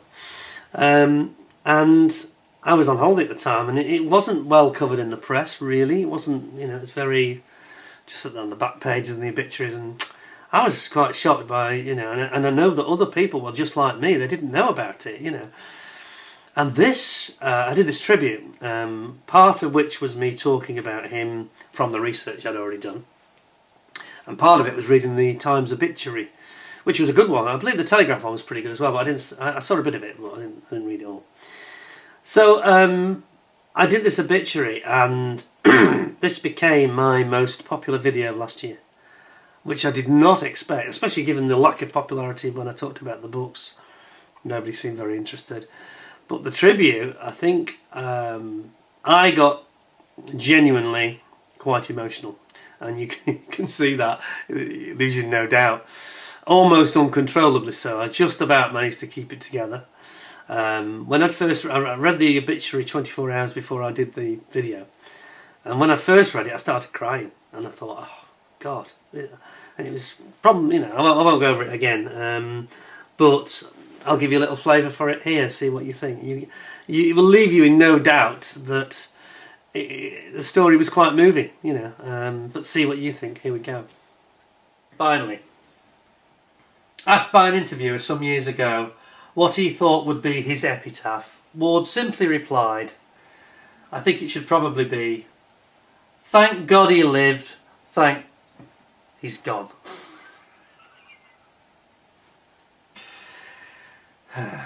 Commander Nigel Sharky McCartan Ward, DSC, AFC, naval fighter pilot, was born on the 22nd of September 1943 and died of a suspected heart attack on the 17th of May 2024, aged 80. Cheers, Sharky. Rest in peace. No country ever had a more loyal servant than you. Here's to Sharky. Cheers.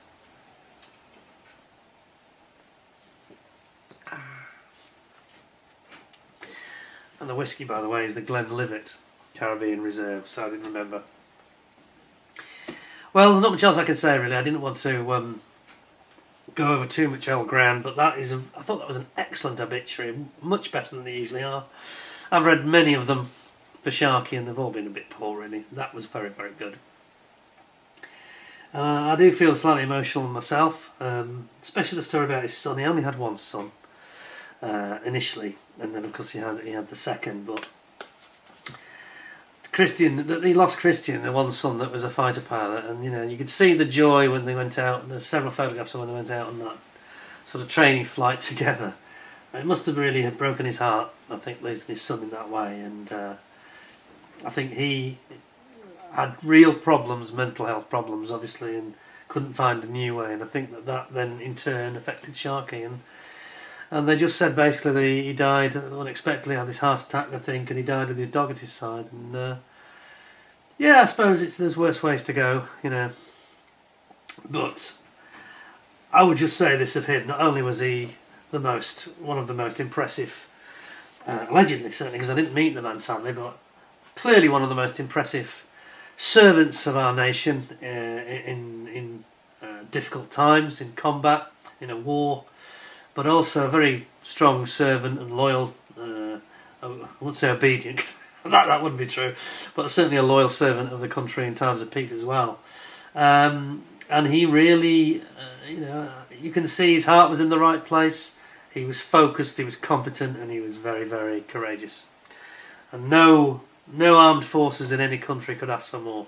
And it's particularly striking to me, Sharky Ward was so respectful of his enemy in the shape of Argentina. He spoke at length about his respect for the enemy air force, and that he thought that they were easily the service.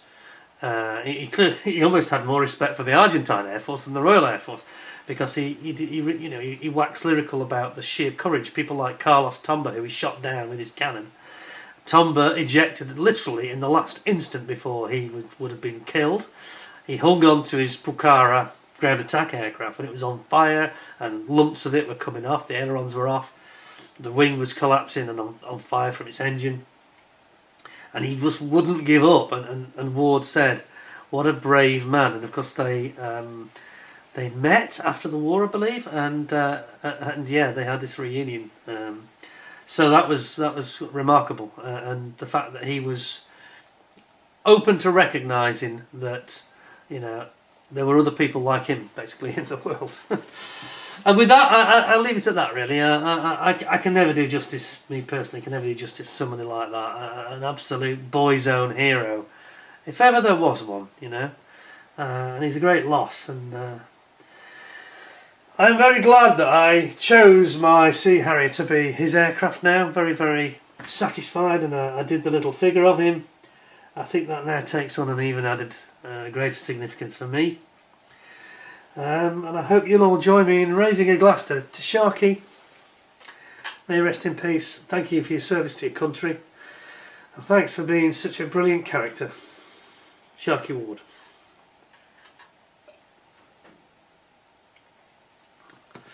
That's it from me. Bit of a sad one today. I'm a little bit choked up, and prior to sipping that I hadn't had anything to drink today. But it's a bit of a sad story, isn't it? I think in some respects, Sharky deserved a little bit better than he got. And if you read the book, it's quite clear he wanted to be an aircraft carrier commander, and he never got that chance because he ruffled too many feathers, I'm afraid. And I guess that's the way it goes sometimes, But it was impressive that Woodward came round to his way of thinking. I think is all you need to know about Sharky. I think it's perhaps the best tribute that anybody could give us, that comment from Woodward. If he hadn't disobeyed his orders, they'd probably have lost the Falklands War. Wow. So I'd never read that before, and that really struck me yesterday when I read that. And the stories about his personal life just choked you up a bit, So I think we all owe him a debt of gratitude, and I think may there be more people like him in whichever country you're in. Excuse me. That is the kind of person you want on your side, leading your effort. And if it's in a good cause as it was, all the better, all the better. Anyway, I'm going to have to stop now. So, thank you very much for joining me. I hope you found it interesting and moving. I know I did, and I think Sharky will be badly missed. Thank you for watching. I hope you all stay well, stay safe. Until next time, thanks for tuning in. Look after yourselves. and bye for now. There we are. Well, rest in peace, Sharky. A very good servant for his nation. Not appreciated enough in his lifetime, I think. Rest in peace, sir. And yeah, that was my most popular video of the year, incredibly. Which I did not expect at all. I thought I'd get 1,000 or 2,000 views and got 29,000, I think we're up to now. Huge, incredible. And I was very pleased about that because he deserved that exposed that information and his story to people that perhaps otherwise wouldn't have known about it. So yeah, I was very pleased with that. That was something I was very proud of. I was proud that last year that particular video was the most popular. Anyway, moving on, talking about my own models. I just showed you that one, that's one of my favourites, but people often ask me, and I was asked this when I was a guest on Jason's show, people say, what was your best ever model? What was your best build? Because obviously the Sea Harrier was not it. Oops! Clearly. But in terms of the actual my own performance, because you know what it's like, you always make a little mistake here or there, and it's almost very rare I've not made any mistake that I can really think of, except this one occasion. And I was building a kit for somebody else, and in the end they let me keep the kit, which I didn't want or request or anything, but I think they felt so maybe felt obliged because I'd done such a good job of it. And the kit was this one. Have a look at this.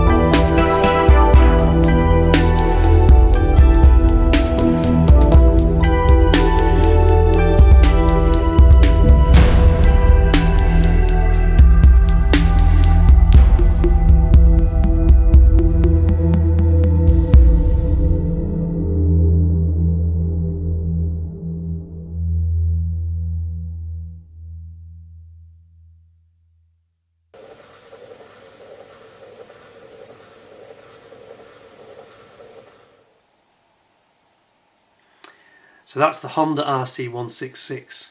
It's the motorbike that, in the hands of Mike Halewood, won the IOM TT 1966. And just a fantastic build. And it's got every option on it. It's got the full aluminium alloy wheels with real spokes, metal spokes, a working metal chain, which is made from PE. But works beautifully, so well engineered by Tamiya, just a work of art. And you get something in front of you like that, and for me it was like the inner Ron Dennis came out, and I thought, you are going to have to focus on this. Boy, you're going to have to focus like you've never focused before. And I performed perfectly, and I don't think I've ever done that on any other kit. There's always some little error I've made somewhere, something I've screwed up, you know, we always do, don't we? And on this, I was so paranoid because I thought it was for somebody else. So I went the extra mile. And it was literally 10 out of 10 performance from me. Not sure if I can ever repeat that, to be honest. But you can see the results for yourself. And when you see the chain working in the other videos, I'll put you a link. You can see me working the chain and the suspension working, all this. Absolutely incredible. Working shockers, the lot. A beautiful bit of engineering, and I, because it was so good, I think I just rose to the occasion. And sometimes, you know, this is the thing with models, when they are good, I personally raise my game, and when they're bad, I just kind of can't be bothered, you know. I lose the will to live, like the Sea Harrier. Well, I did do. I just wanted that so bad, you know, as a tribute for Sharky. But this Tamiya motorbike was, it is without doubt my best ever model in terms of a model maker's build quality. So there you go. Other things on the channel that I have been, in the last year or two I've been doing this, and now for something completely different, where I show you, talk about different things. Sometimes it's been book reviews, books by some of the subscribers, in fact, in some cases, at least 2 of them. And of course I did this talk about my radio control, my other hobby, radio control aircraft, where I have these things called Fun Jet Ultras, which are not a true jet as such, they're not gas turbine, but they are pusher prop, very small, light, agile, expanded polypropylene foam, but really are very high performance. And they have these brushless motors. I'm just looking at them now, they're around me here. And they have these brushless motors in them, and they make the most incredible sound. They make a sound like literally like a V12 Ferrari Formula 1 engine. A very similar pitch to that. It screeches and make an incredible noise. And I've done quite a few videos, especially at the start of the channel, actually 9-10 years ago, where I've done some fairly poor videos actually, but later, sort of 2017, 2018, I got some better cameras, and there's some footage here I'm going to show you now, which is pretty amazing. These things can top 170 miles an hour. Not so much with the cameras on, because there's a front and rearward facing camera, and you're adding about half a kilo and a lot of drag, which is quite critical on them. So this isn't doing 170, but it's probably doing 130, 140 miles an hour in some of these shots.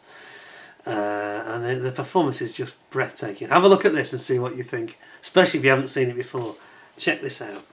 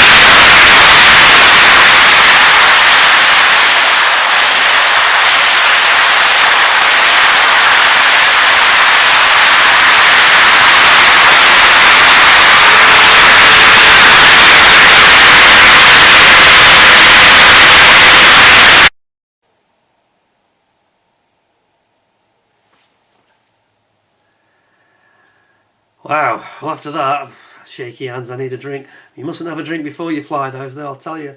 Jeez, you need to be on your A game to fly those things. They look like a tiny white dot in the sky. And there's no computer assistance, there's none of this stuff like you get on a drone, where it's self-leveling and self-flight. None of that. Fly or die. That's your choice. You've got to be absolutely on it. You've got to be able to interpret which way it's heading, which way up it is. And you know, you've got to be ahead of it all the time. It's absolutely terrifying. I've had witnesses come up to me and say, "Can I stand with you and watch?" And I say, "Yeah, okay, as long as you stand behind me." Yeah, no problem. And then as it comes down towards us, they're like, "Oh, regret," you know, because it's scary stuff, as you can see in the vid. You don't want that crashing into you. 160, 150, 160 mile an hour. Not good, okay? Be careful, kids. Don't try this at home. I've got a lot of experience in that field, obviously. Anyway, well, there we go. So I'm sort of coming to the end of my little presentation of some of the historic clips which I thought you'd enjoy. I thought we'd maybe just zoom in and have a look at the channel itself, just for those of you that are not so familiar with it, perhaps if you're a newer subscriber. Just the sheer variety of things that are on there, really. So you've got some fantastic Steve McQueen videos here, Wingnut Wings reviews. Here we go, the Eurofighter Typhoons and the Battle of Britain Memorial Flight. Quite a lot at Coningsby, actually. Quite a lot. Here's one. We'll just give this a go. Some close-ups of the Typhoons at Coningsby. These are the guys that are doing they do the QRA, Quick Reaction Alert intercept service, in case we get any unwelcome visitors. And you can get, as you can see, you can get fairly close to them, and especially when they come taxiing up like this on the perimeter road. Here's the two-seater Typhoon, and this is particularly impressive, I think. Here it comes. It's coming into view now. Just check this out.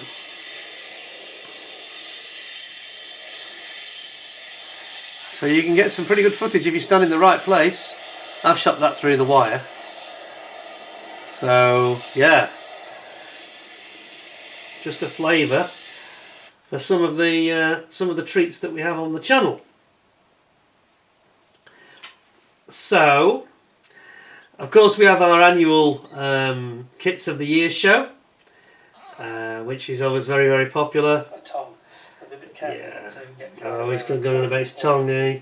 It's got two speeds. This is actually the low speed setting, would you believe? Oh, there's the famous 0. Put it on the high speed setting. Look at that. Racing. Look at that high speed setting. Wow. Scary. Yeah, and people... Anyway, but yeah, there's such a variety, you know. But I recently, of course, have done these videos about some of this aftermarket products you can buy, things like the Qatari Spitfires.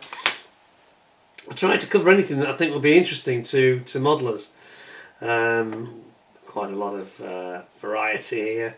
Telford scale model world, you know. Oh yeah, here was another one that was here was one that was quite popular. Kit built, now what? It's called. And this is the one where we talk about... I'll turn the sound down. This is the one where we talk about what to do with your kits once you have actually got them built. How do you go about displaying them? And do you use a display cabinet like you got there? A little or a stand. We've got here all sorts of things. I'm just trying to zoom you in a bit for this. Get to the pertinent moment. Stands, cabinets, and then of course I actually go into talking about my own cabinets. These are the ones that obviously get very dusty over the year and need a lot of maintenance. I've got that one. It's not very bright, this, I've got to say, but I've got that one, and then we've got the one over in the hall, which has got the Concorde on top. Go back a bit. There we go. See the Concorde on top. And again, talking about things that are quite pertinent to a lot of the modelers. Issues, how to go about it, what the costs are, how stupid is your stash, airbrushing. We did an airbrushing, well, I wouldn't say it was a tutorial, I just sort of chatted about, quite informally, about airbrushes. Yeah, just talking really about some of the options, what to spend, what to avoid, easy sort of hints and tips. And I did something quite similar to that actually when we talked about rattle can. A lot of you have admired my racing cars and the motorbike you saw just a short while ago, and those models have actually been achieved to get that brilliant finish with rattle can, which, you know, in the right circumstances can work very well. You've just got to make sure you don't get any dust in there or hairs, airborne contaminants, you know. So you spray them and then you need to get them under a cover. But there we are. So, you know, we've had 10 years of the channel, 10,000 subscribers. I thought we'd have a little recap. I should probably put my crown back on. I think it's appropriate now to get the crown back on. There we go, crown on. and toast all of you, because the channel wouldn't be this successful now if people weren't subscribing and weren't watching the videos, you know. And it never fails to amaze me. I often forget about a lot of these historical reviews for things like the Matchbox kits, which I've done, and people keep coming back and saying, "Oh, I've just watched the, you know, Corsair, and I've just remembered I built that in 1973," and blah blah blah. Very interesting to hear people's own experiences, and to share, you know, share a love of the hobby. I think it's I think that YouTube has definitely added something to this hobby that was missing. I think that it was previously seen as a bit of a sad, geeky, nerdy, for adults I mean, sad sort of geeky, nerdy thing, and now it's pretty cool, to be honest. It's quite cool. You've got a lot of people doing videos like I do, you know, in various different styles and different approaches.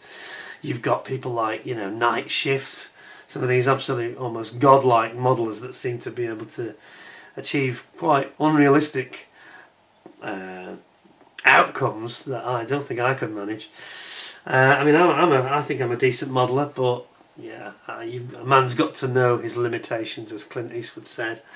Very important that you know, don't overreach and don't start believing any of your own hype, because that's when you get into trouble, really.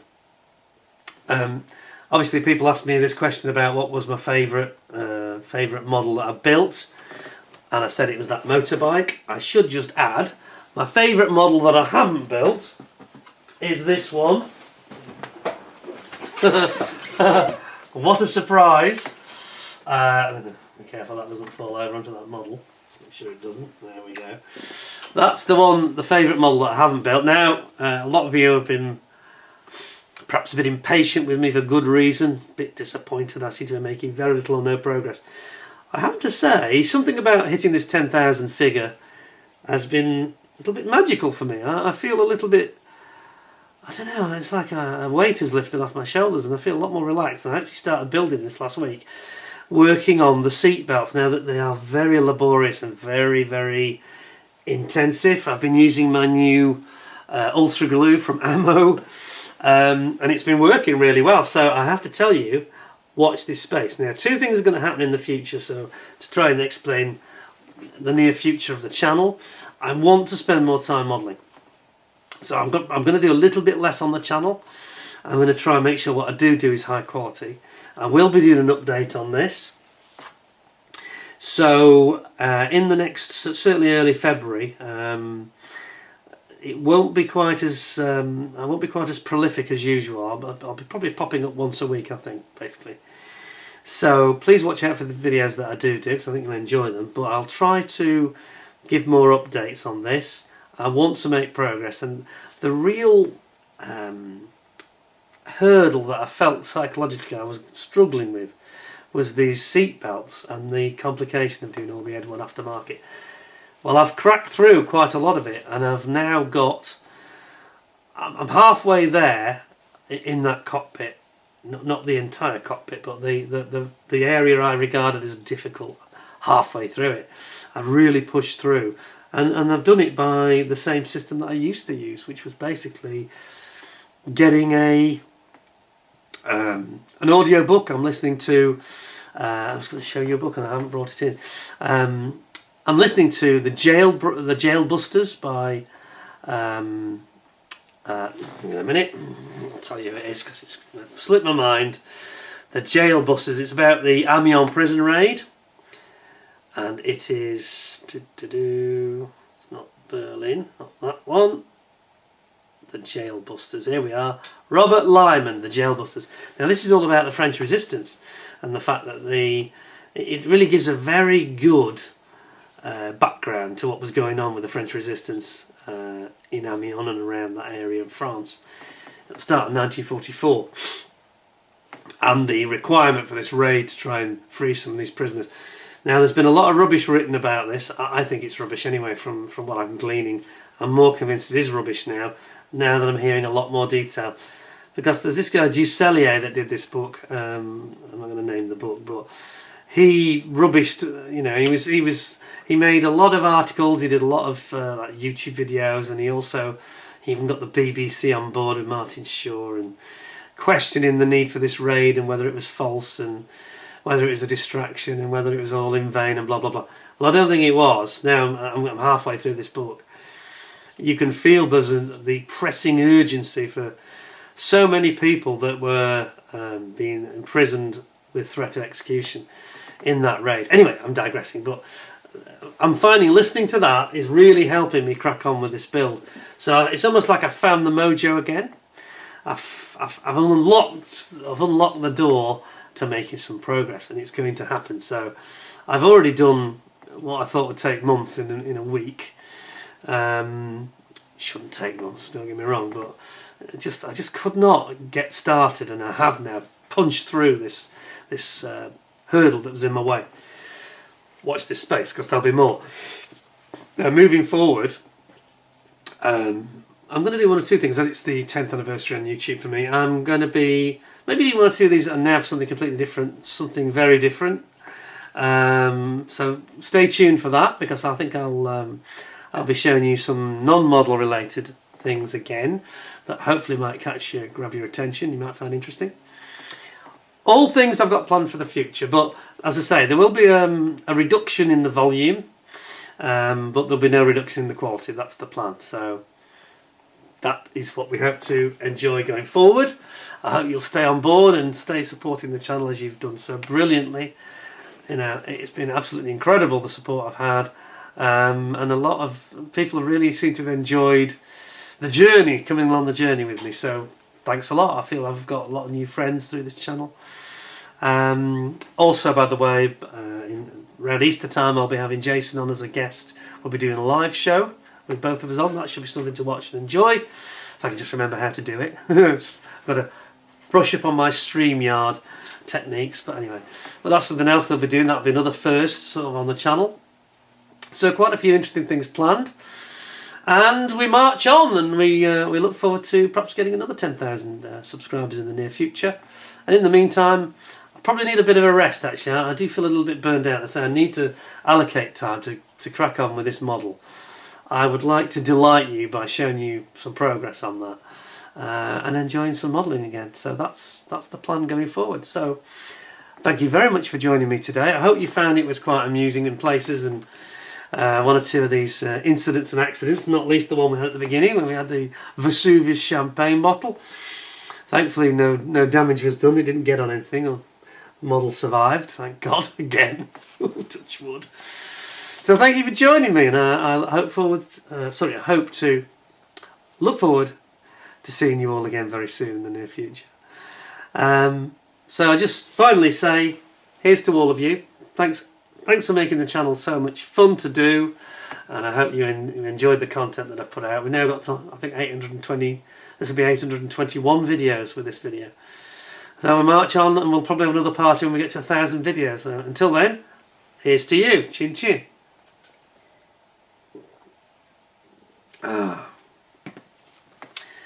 Till I see you again then.